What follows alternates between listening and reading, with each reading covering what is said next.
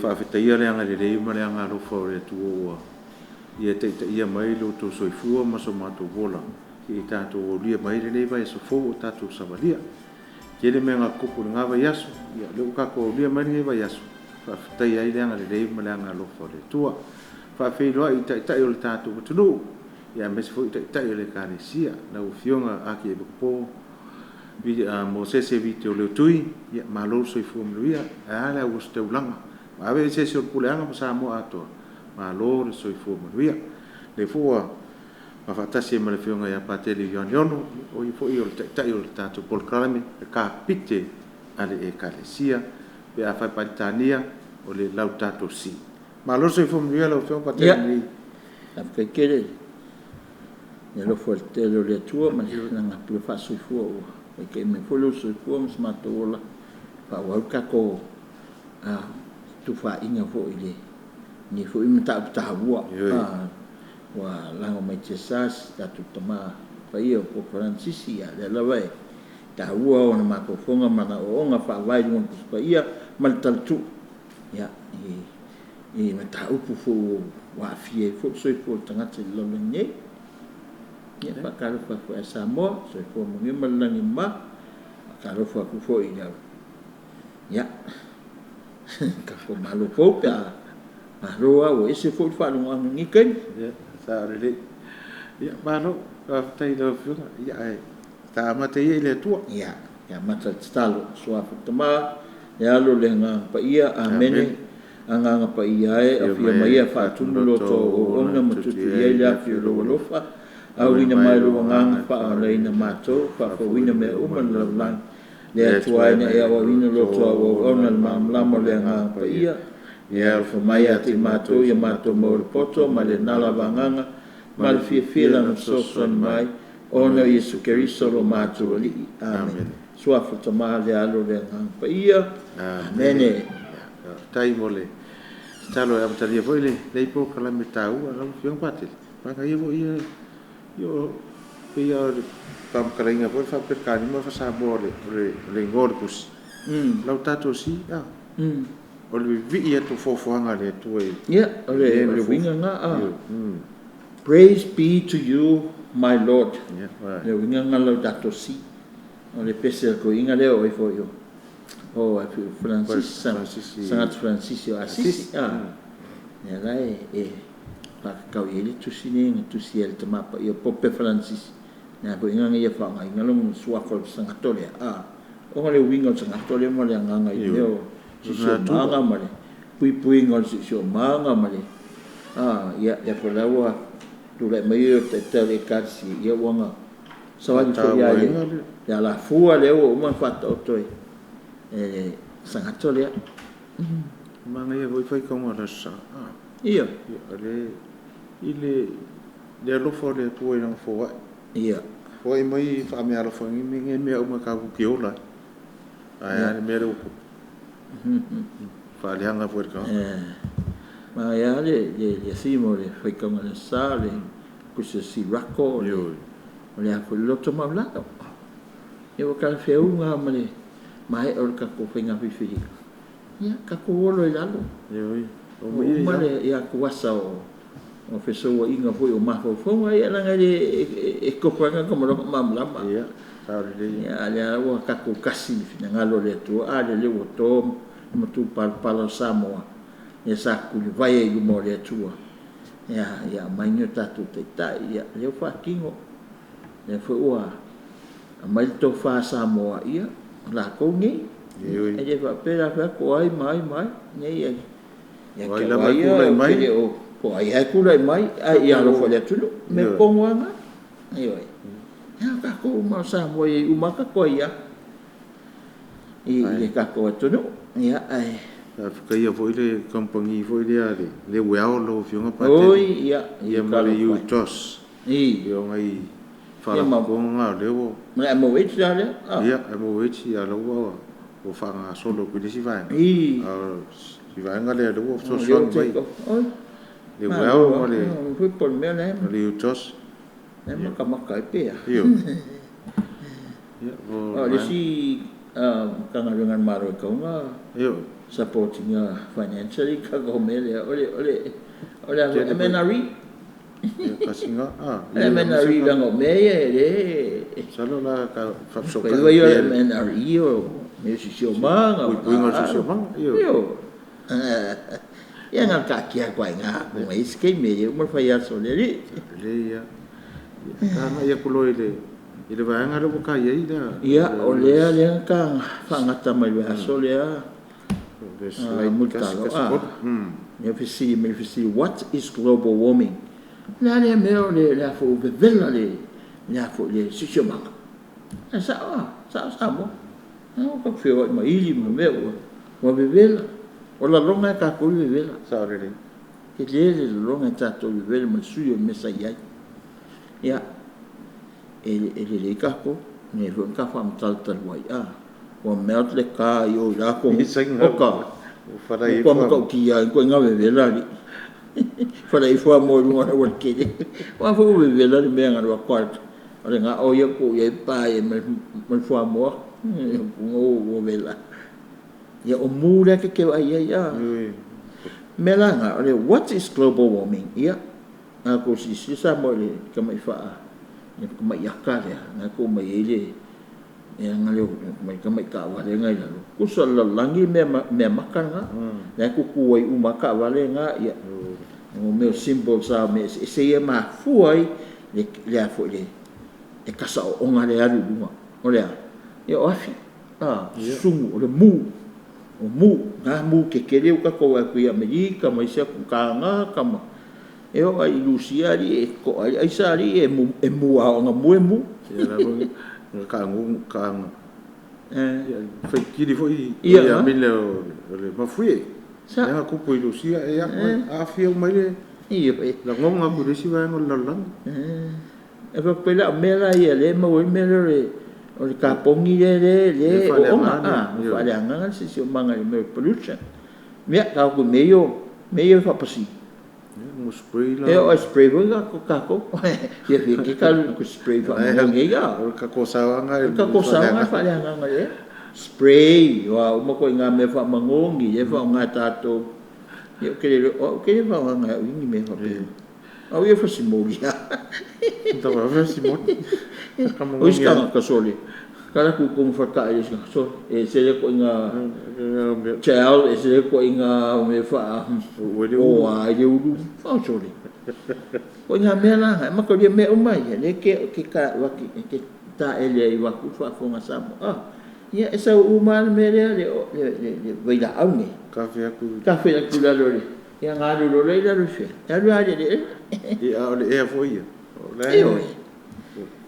ya ole ela yo ka vale nga ko aku ka sama nga fa lo nga ka vale ye mo me ka vale wa mo me ya su le sa mo me o luta foi le ya so ka vale me nga yo e fo ringa me ya me nga ya lu ale asu wa o me industrial yo o mills e susungo ya alcohol sungo ma so o susungo aso 24/7 ele malolo la me ko aku me papa ele lunga me PC rainbow me la lang mo ya me papa ela o la accumulate ngale o ngale le fa po me le fa po me ye nga se aka e fa matala le me ma fuele ka di fisi ye what is global warming ya le fa po o what me lang mo ngala PC rainbow ya ole afu la le kana mo isa kis la langil me makale ai ma afu la le PC kai ngam ese le lo fo le como le bata mai le tua sa fa mai hoje fa mai ma PC filter ele vela sao avela le la e ku mangwanga nei avela la na sa filter renga nga mai la le koile tanga male la langi ako le temperature kala fenga ai man so ka umor ka me ona mal fofo al me o kupo o ka ko me e fai mau me e le kupo le carbon dioxide wa halulunga na wakura ia wa polokala wa me ai e me papa era e lo kon me ia go through for le nets le ia malu lo le vasolo e ke le lo langi i kai ang alfa lavi wa poloka ngi onga o le kasa onga la carbon dioxide ala wa ngo foi nga lo kula le vele i pa i ko fiki mai la ke si se ku a ula wa ko fiki mai la la kusa ia makalia la ia ko ya le maling net singa ya ko i si o lo la usana pa ko fiki o lo ko mo ka ko mo lo nga kusa le was su sakaka ko wa ko fa ko anga sama me ko vela ya wale foi se sa wale o ave malo se lama le vela la le sa ngofo i fa so me alma fa fika i marka ya ale usa wa sa ila wa ila lo wa le mela por ese wa masa ele afwa o sa o me ala ia ne ke wa kula le aula o sa wa furu mai sa furu mai ya kamana ngale vela o a ko fie solo le wa ka un sa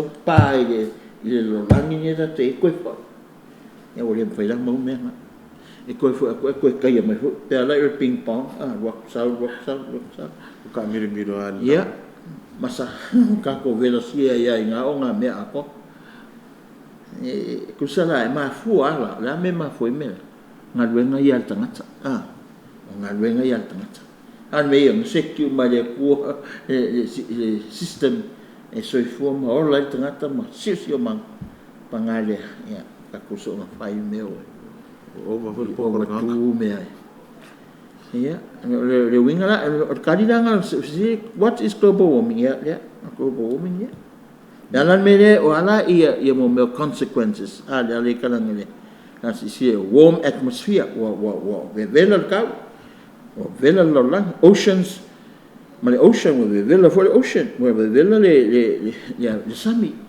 no dalan me ku pa vela sam ya ala le rising sea level o sea for le sami changing rainfall patterns, expansion of deserts, more flooding in coastal areas, melting of polar ice caps, more extreme weather events, ocean acidification, extinction of animals and plant species, food security threat. Afianga ya? Afianga na. Ongal mere, e ma foi. Ele se me de soka. Ne asisi la kuliaka la lole. Ne la poko la langia. Kwa mu wala la. Ol bebe la fa ilonga ngal bebe la. Kwa kulo e mani mele fo bebe la wale alole. Ale el fo bebe la ko kia ka unga a. Kwa o wale bebe la. The gradual increase in the Earth's temperature caused by high levels of greenhouse gases in the atmosphere. Olha, greenhouse gases. Olha, melhor é o carbon dioxide, methane, for esse né, picolo, air is yeah, kakola lang yang kakomela global human-sourced greenhouse gas emissions by sector. Olong ole pie graph le, ole fai lo me kako. Pole ale pasengyo. O ame ka fanga le kele pasengyo melhor carbon dioxide. Ya kako kilo ko ilai. Ya o ngai le pie le, o ngai luos se fulu ongo pasenge. La po anga lang boanga. O ame le ka fa ko 24/7 ni. O kamba ngai le kai ppm ngai ngali afo na se ulla o kasa o onga ngai ya bakeke nela le ya ka kosa o longa lua le se fulu iwa pasenge o le anga industries me fanga o si me suluiva 0.5% ka ko mai le si me o le 17.5% forestry ka nga ila ai la lo la o ka nga la mu me umanga kai la lo la longa ko ke le carbon dioxide wai ka lo la o le se ngila awe miki ia mo le carbon dioxide e se ma no yo nga le tua o ka ko ai se nga le tua fa le ko la fa nga mai le carbon dioxide le oxygen e mai e nga matata ala fa mai la bra Langu ia e manga we ka ko fa fole carbon dioxide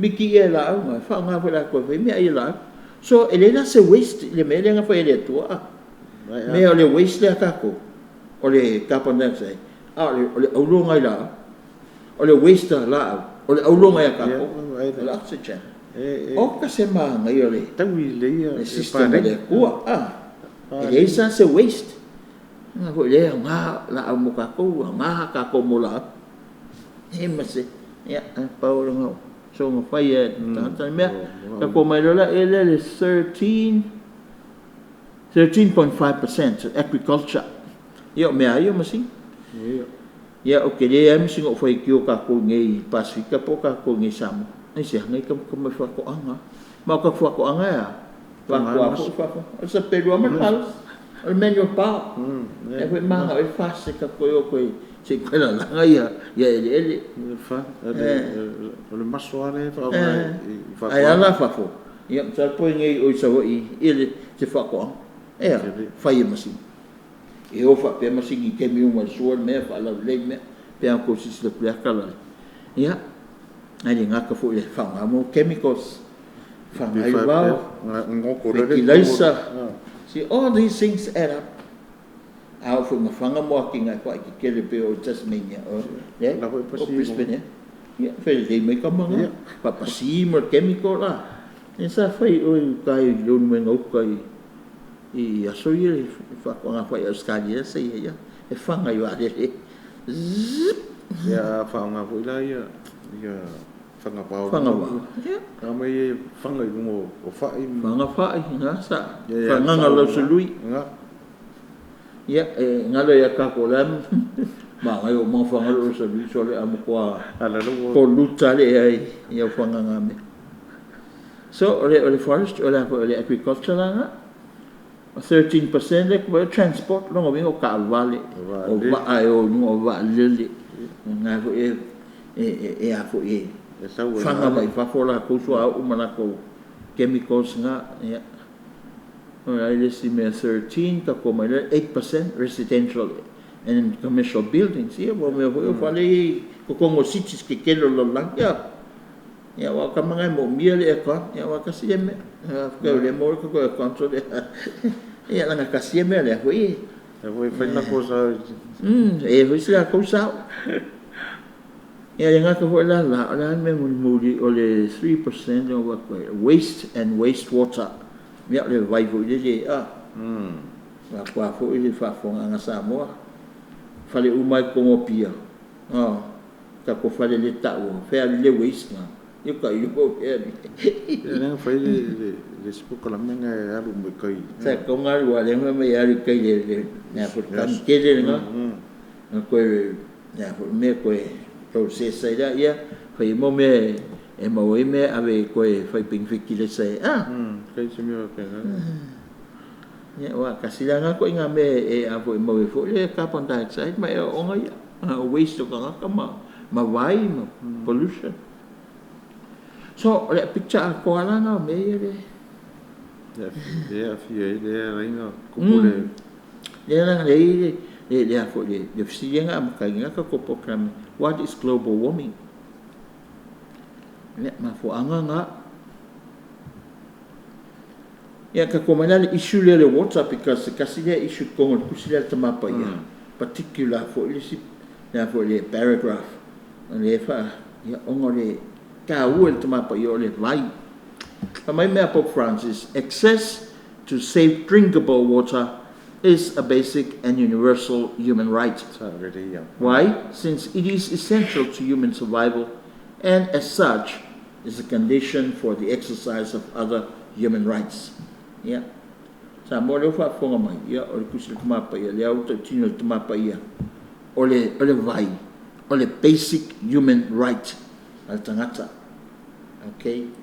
Yeah, it's a universal human right. Tonga winga le va pena o ska kala o le ngaka uma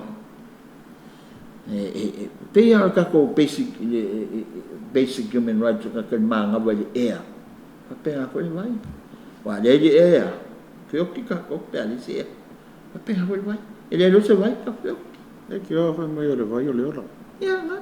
Water is life. Peka kere ayari ya so ay amola ko fang wai ka ke ola ya. Ale mena le ay se vai pele ingu ya so ay. Ya ko si sila plasa mo nga ya ka nga. Ke vai la ko nga vai o mai ka me ke. Ta fa si pepe la le pengi vai o a pensa fa si ka nga me o la mia. Claro. Ya vai la ya so. Pe polut. Ne o ska malo nga le masianga mangu. Se vai e ngoi si meo na ia ka vai e lau inkia po Pakistan po inkia. La solo vai. La o la ingi pa e lo o mai ku kiu. Ka ilo ho i kiu i o whenga palo ka kiu ia.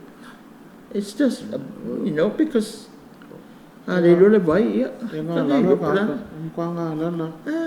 Le fufurua ka ngā mea, le furua ipu. Le o i whare le ka o, ese ka o vai ngā mea mai a. Whaia le se vai, ia, ko ia ngā mea. Le ingu. Ke fia ingu ro, ke le ropo le arko i ngā mea o iau. Ka wanga maua le vai e whainga i. Awa kakana ngō le pādiura kanga 70%. O le vai. O le vai. That's why we need to for for fa su pe ka ko kingo vai me le ngi ve vela le fa mai ko nga ingu vai ke o try up looking mai fa mai si mai nga fa ke o ngi ke le ya ka fa no ko le ma le ve vela le ye mo ko ama nga mi ya si le si akanga le horinga mai se vai kafe ke le ang kafe wangi o pe ato ka lo fa male ke veke me sa o mai la lo les ken kinga le ingwa vai la ingwa ai sorry e vai ali pise pe ka vai avali dan ma ke li ala vai ingul yo kwa ngana na fie o le para mai ka ya si dai fola ia ina lo Allah mo ka long ya le se village pe fo un kia wa pe o tunu wa le ya ke ka o so ko ya wa makanga ka wa itanga tai wa wa ko ke ngi mo ko killer population ya ko bo mia wa le se vai mo si dai wa o la ko ola ko kange mo kalongi a pinkalong fa ai re fu fi e pa e pela le usa le vai le loli vai winge kia e winge fi fa mama le vai e pa era u fi mai ke le a vo ya fa mai ku mai pe aringi vai vai pa ko mai pa ke le ko isko inga moi foi ngomea me siama e o so fa il tangata pe ali se vai porque se vai e pui ka ko mai si pa mai e por ingulo vai pa palavra e o so foi sma que le fie vo so Pope Francis warns about shortage of water. Le la paka ia ka mapa ia ka ko so nga fa ngale te tau wai ai sa la ki kiro ka malo ia fio ngai ka mapa ia ia se ke me es short ali vai ko mo se vai ko punga mai punga vai vo ia so mai la lo ai sa ia ka si le mes ke le nga commercialize le vai okay o monopolize iskanga ka vai ka foi pisingisi mola ia fai au ku mai vai mai ia fai la ko pisingisi mga ku pe ia nga lo ile a fai lo la fa pe fai nga vai wa inglo ku pe wa ele fa pe ka ku fa fu mai ia fa le lo au fa vai e fa ka con il power le miki mai dunga ya fa na ho ngo fu ar me sa fa pe nga ngo ka ko na punga mai punga mai vai o men foi le tu que man kuā pe o kala i futa ma ko ma ka i ya fa pe mai mo ngo ka fu po lu ya la lo mai mo fe ma ko e ka fe mai nga vai ke fa pe wa isa malu inga so ile ke na mako mako wa mako me mo ai wa ke le nga isi ku e ka le ngai vai nga le punga mai fe ai punga mai nek pues la asola la ka fe alwa ya pe fe senga yo yo fe ki mai es mak phong pa ya me fe por ala ka le yo nga wa ngi ke mi poco yeah, scarcity of water may lead to increase in cost of food and other products that depend on its use. Yeah, o kanga ila pe au fa fika le issue le water. Ali ai lo se vai. La oso fo i mo le kau me ai. Yeah, fa ke kenga ne la ali ke ai le fa le sunrise le ya. E kela. Bo si no FC dia. O ngala ngo kau le se vai. Nya fa ka mai la ko vai e fai me ai ku kai me ai ke la kula ke fa ke ai ya sa lo pi olos ai mo kong ka le vai ore vai nga nga ku kai lo me ai vai fa ka mo ore oi e ku le cycle me me la nga ke le fianga pe ale le chain le fianga pe a fai le se vai ke le yo fa ficar no é que me quer coi quero que aí uma aí quero que colhe le pass-through mas fa pe me o local lá no pass-through né foi ele vai fa coi o meu manga o afia nga o manga le se va ia mai agora ko foi fa ko nga bo pui le vai so vai pui le e vai ka mo foi o to ia le foi mai ka ma pa ia vai ia fai daily gestures no ka ko me fai so uma a fe le kilo la singa lo vai lo paipa o singa pi de ke singa ya singa pe ya la a fe kilo singa o ka fa fo pa pe fa fo ia paipa me va por al menga ring pasi ka ko ma fo ngai tanga talewa e va ka ki ma fangula wa ma ke veke le por ese va por ahí se va o venga me ka ke manga ya samo me la nga ya puki singa ya ka ko vai ka go biodiversity le vai you know so I know you so ko nga e vai me nga vai ko la ile me la su nga la ile vai ile pan pa nga ya ya al menanga o ka wala ngal mele ya no nya si fo ka o isi me uma pe a fiel wa ya no nya a vidile ya fo le fuimu le mu la ma ko fa le mu mo ya ko mo la ko se la fa na ngale la alu le fai fa ba ru de se ka ko vai fui to e ko kongi mo vai ya o ngo le se vai ya que le mere o si e lungo ka o rom me ai si ma fu sia ma fu me le vai so en kal vai o fa kau le vai then everything else va lungo ka mo le ku pe ban ya sa fa ya lo ke in the life me once about the water shortage of water privatizing water as a commodity for sale. Ya, menga, ma kul masingi le fale vai ka milo fang vai Ya, ya kupe manga mi. Ufkang ke privatize ile vai. O ko mala ko me cooking.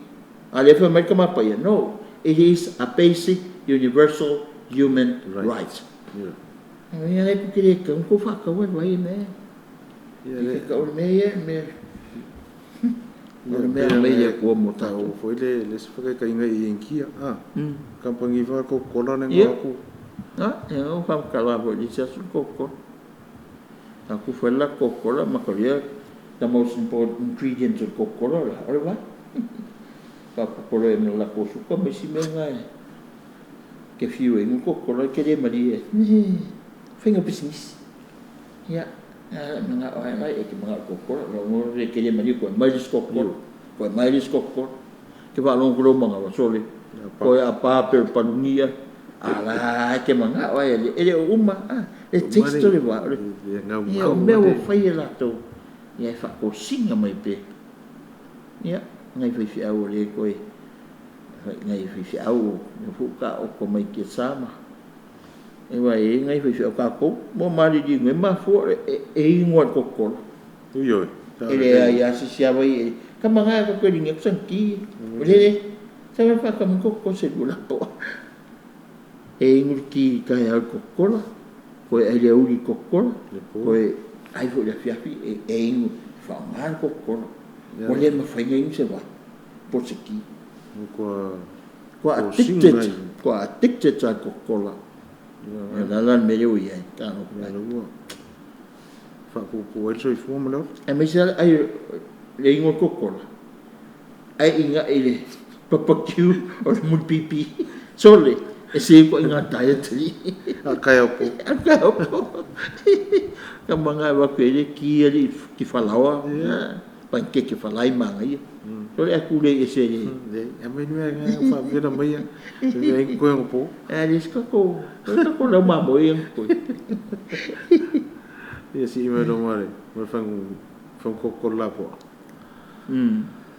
ya ni yo ka ko ke vai fo ia e iskan ko ka mo fi fa sa lunga o le fo le YouTube pa le dangerous o le mele ko yo e ka mo fi di lingi ko mo o se pen ia posis na ho le mo falai po se di lingi a ko ko e fa punga na punga le ko ko ese ui a ka kia men me mo guli nga se ka ole tanga yo venga de kamanga le pipi ko ka ko le fenga ese merkingo e akia ka ko ma ka ko ma mai e si vai me e fu lo ngi me pa la vonga fa popor ko le si vai da me la nga ia nga ma wa fa ele fa pe pu ya ma wo ko o ngai me o tutupu ia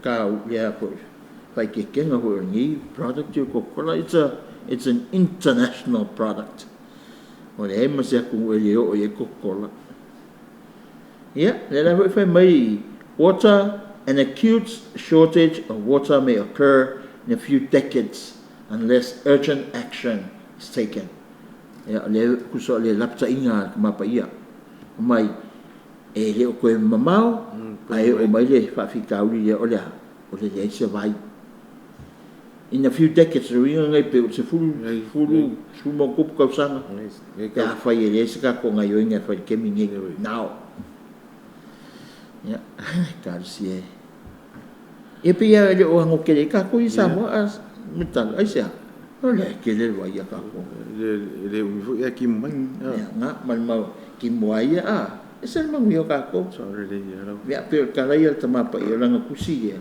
la kusi le lo langi a to tangata uma le la fa ko wala nga sa wanga le ya to nu la ya le lo la ki ke le vai so tele le vai ya could be a major source of conflict this century but le ala ka mai it could be a major or vai ma e ka wa nga makai fu ni ka wa e va olha como e ya ma ka olha como leo to tu pai ya tu pai kama ngai e o mo me wa le e ku vai mai se ku fa ka mai no mai na ko va le e mai na ko ka va ka olha ai que le ocupe so ya ma ka olha kama ngai ma ka olha tu pai o mo me le ko afa le fai e lunga la ko siti toha e pole toha e le mon tipo pe ia se mo ingi vai ngari tesla le mo se vesco e mai ke la ko vai import era so le ia ma ka ia ka ngi skyscraper sa o ko ngi mio e ka wai ka nga fiti ia fale o mine ia vai wala no e office meu ya vai vai pambo nga yu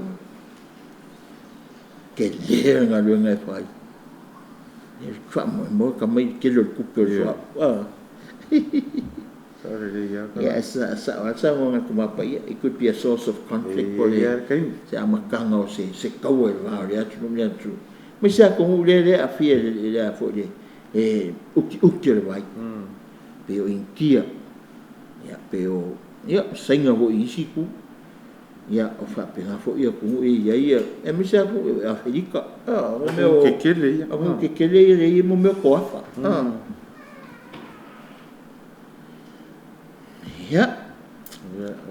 For my Pope Francis, the earth, our home, is beginning to look more and more like an immense pile of filth.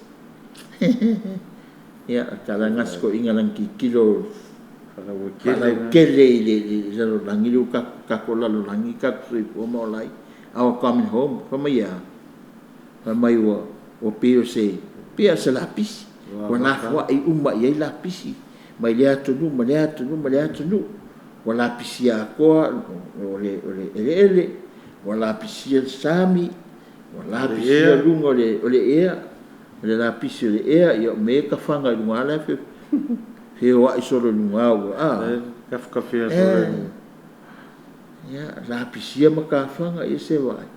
I sida le akana. O peil tatou coming home, kako Mother Earth, o peo se la pisi ma le la fwa ia o mea leanga uma peo se fa ko la pisi kako ainga come on home yo sa ole le ka kwa ngongo ia o se ole a fia uma langi a koi mi langi a ko ka ko mi ka maka ole ka fa ngua patches for ye o ngoa me le kiki ele kiki sa mo so le patches You're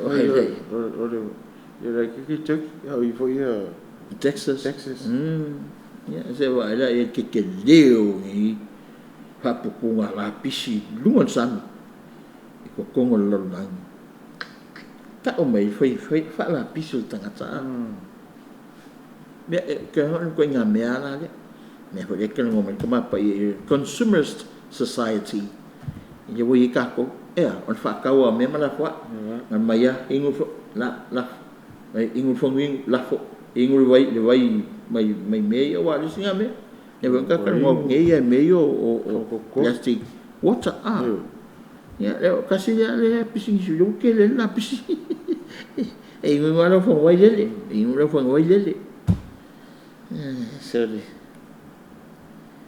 ya pela i le fai we fo la le chapter 1 le let's chapter 1 la le title chapter 1 what is happening to our common home le ma fa mtatala tu mutalo me le kupu ka kola lang ya le fai mai i le fa la pisia ke lo tato la lang tato lava ala la ka me kula le gospel of creation on chapter 2 le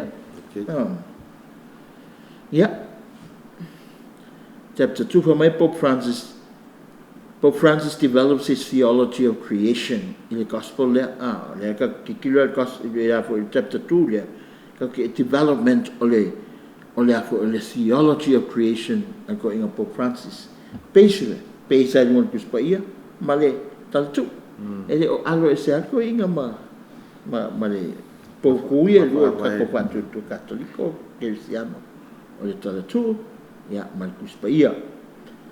The first chapter of Genesis tells us that the world was created by a good God, good and loving God. Kalalia kenese ka makako o se atua rofa. Nei o sielo lang. Esa ai o se maka o fielo lang. Pa mai ua lelei. Ai o manga o si tangata pa mai ua matua lelei. Aisa yo pi fasilia le ko ka isa na tata le ngau se le tuelon fo linga man patus. So that's why he is called a good and loving God. Aisa wa ma ka mo fi men fo ile tu ele fo is ka le anga se mele o se ko le anga se mele ya ai le ka ko le tuole tu sur kenesi Ya, ole nga melele. Fai le ko la so mo ma sisilat wale longa lua waso sisilat wale ko fa lima sisilat wale fai tanga tele longo mai o matuale so everything was good. Yes. It's almost perfect. Yes, sila le tua ole for ole langi male lo langi e pe mai I ke ne se tasi se vai fai upe tas. In the beginning God created the heavens and the earth. Never. I'm tanga o se le tua le langi male lo langi. Yeah. Kako makamaka ki o ainga o atama eva. God created humanity, man and woman. God saw everything that He had made, and behold, it was very good. Ngo fai le tua tangata. Le mata ngofi. O ka matua le. Ya ka makamaka ko le ka. O ka se ma ka fia ngo foi ko inga fonguangi. Kafe mai kafe. Ya singa ko fale o ela lo la au le. Fungo la au. Ya vai ngai mango la au la. Ya la fa mai ku se kens every man and woman is created out of love in God's image and likeness. Ko fa mo tu mai o el tangata o al tangata ka ko uma le tama ma le tini tamalo ma le fine man and woman was created out of love. E ia se simenga ring fai tatu le tua fai ka ko le ko ongolonga lofa ma ka le foi ram tanga le simia was nothing ya fine ngalo le tua o le tua tas to pai tamalo ngang pai ya me manga o kile le socio le o le lofa ile val tama le alo ma le ngang pai they want to express that express ya. It isn't my expression. There is nothing. Dia lang fa mai lo o mai ya la ka ko feel de lo langi. Ya ai alo uma fai uma me uma lo langi o me la fa tanga mai. Ya yo ma lo lang ala ka lo la se tanga e pe tato E mo foi la la. mo foi la la.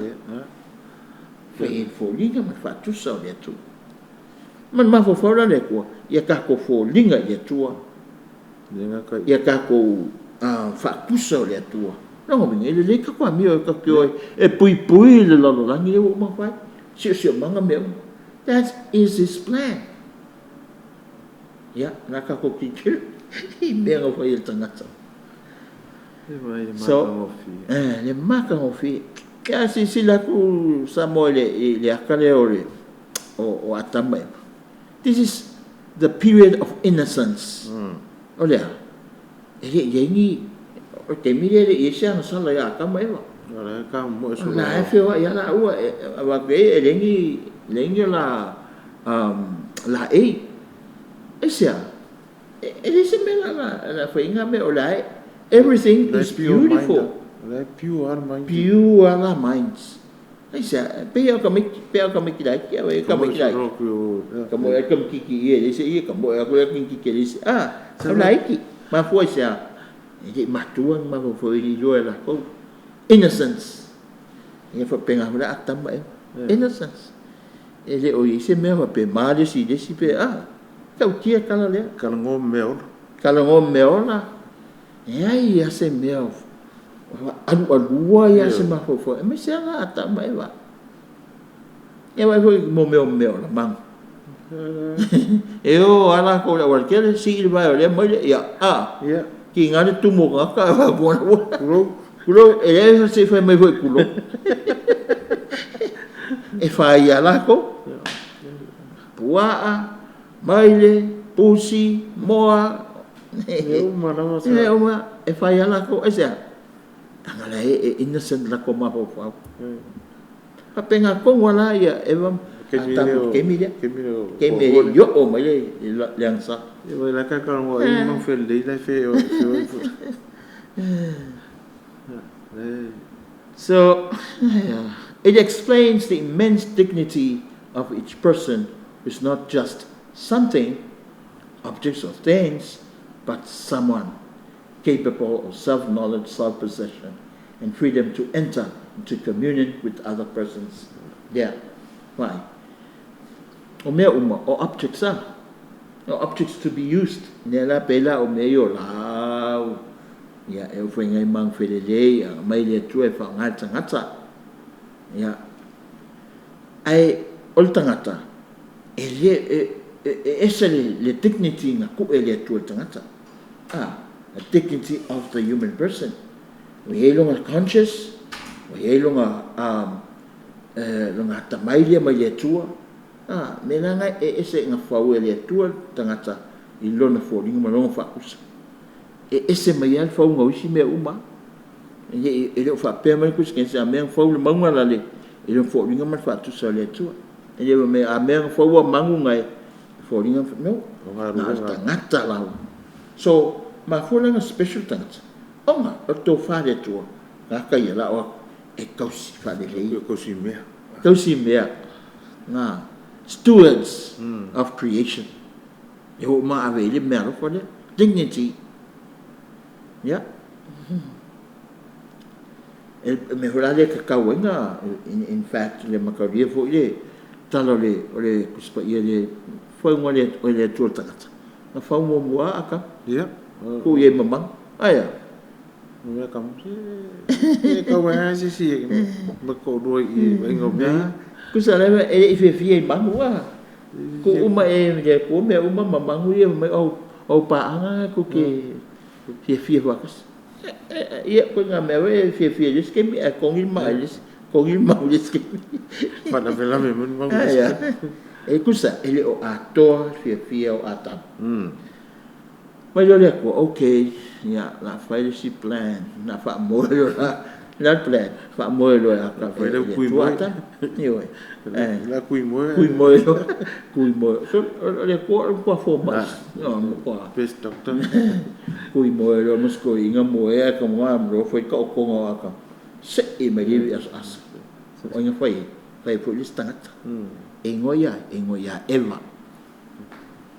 O tangata na ya. Ele sa mai se sala o pesa mai se mangu pesa mai se vipo se tipo no sa mai ata. It is from the side of Adam. Yang mai ele video. Yang fai vi lo ka kana para le ka ki. Ya. Na.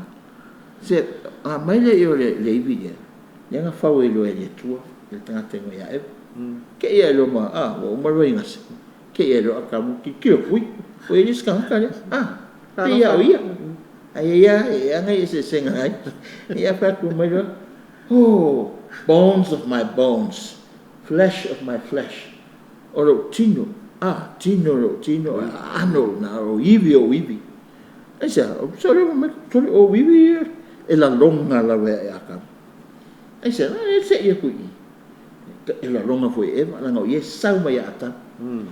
O ile ma como fias ya foi a matanga o melhor le loco fa un ali sacra metro fa ponga o le unity le nga o eva po ultina ma le bio no nga e ki cosa ku e o ka fa io lo tane e fe la ngonga ai io e ma fokai e le ma foi nga misi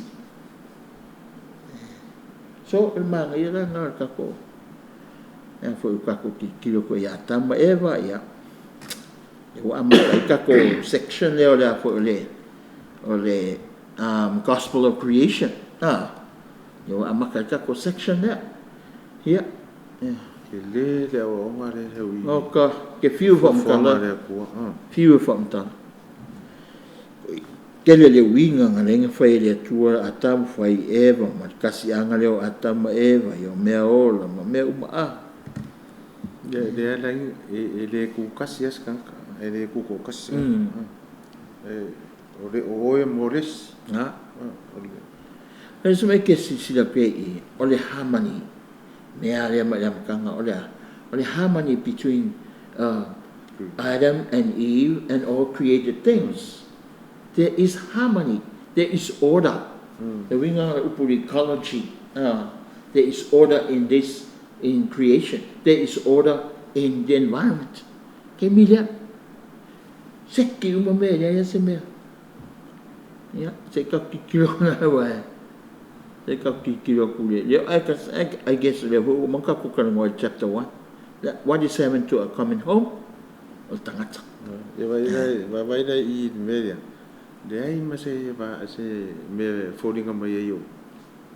Wa ma ka fa da ngai ka si ma there is peace, there is harmony, there is order. Yo. Kusa keming ye mas carbon dioxide yo.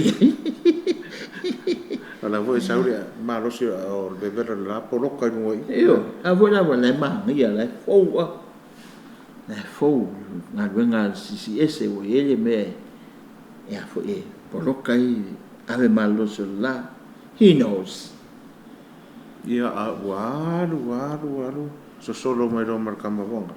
Sa lo manang sa lang sala lang nga le wa filter ile la langima malitangata mako mai vola ngai kako makoyo akamai ola wale fa se ngaka ya yanga man ki apolo man pongsa ya come for it's like this war primordial war between good and evil, God and Satan, darkness, the forces of darkness and light.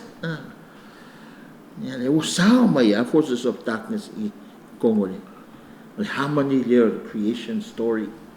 Ya la ngaka ya le nga vai e ka ko matua tamba e pa oi fo. Le pride nga le nga ka ko fa lo le foi tonga la son ngapi.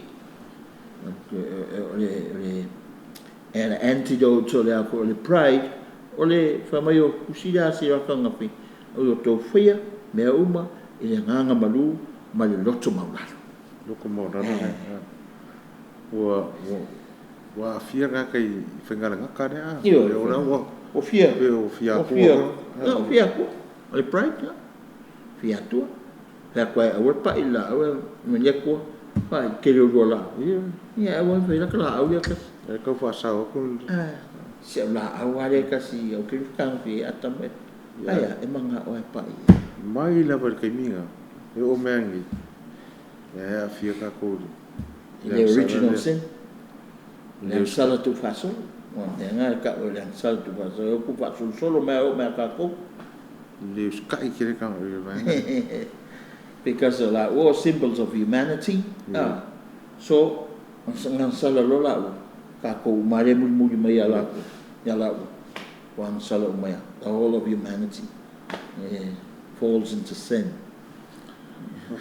ma yere le vanga wo fa mu ka kala merengi yaso ya o ka biro fiong patel le mbuli so ka ilo fiong kuma sala vo la wa le mai mo mai ka ko ia ila ko le u fia fa ngale ya o ngolo mai po kala merengi wa ka ko si o manga wa e va pe ese me nga so i foi ko ese me le o le mako e ka pe fia mai ka fa la ngai ngo si manga ya mo di so ka ilo ya ada se fingolo fiunga ya ela fa umaroka program malo ya samor pa ponga mai me ma volu tu tem tawa ya ono lo tofia maka mai mo mai fa fonga mai tato fa sol tato ta pulnei le peang sa ngo muto se ka opus nga ko kasi afia matato lalo langi ato esa oli upole tunu